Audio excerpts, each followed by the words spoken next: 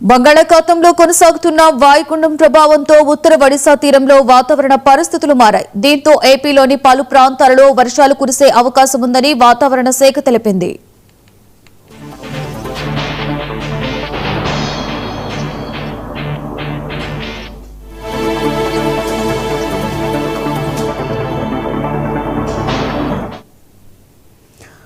వాయువ్య బంగాళాఖాతంలో ఏర్పడిన వాయుగుండం ప్రస్తుతం ఉత్తర ఒడిశా తీరానికి సమీపంలో కేంద్రీకృతమైంది. ఇది బాలాసోర్ సమీపంలో తీరాన్ని దాటే అవకాశం ఉందని భారత వాతావరణ శాఖ అంచనా వేసింది.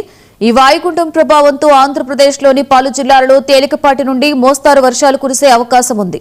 తీర ప్రాంతాలలో గంటకు 40 నుండి 50 కిలోమీటర్ల వేగంతో ఈదురు గాలులు వీచే అవకాశం ఉందని అధికారులు హెచ్చరించారు. సముద్రం అల్లకల్లోలంగా ఉండే అవకాశం ఉండడంతో మత్స్యకారులు సముద్రంలోకి వేటకు వెళ్లవద్దని వాతావరణ శాఖ సూచించింది. తీర ప్రాంత ప్రజలు అప్రమత్తంగా ఉండాలని, అధికారుల సూచనలను పాటించాలని విజ్ఞప్తి చేసింది.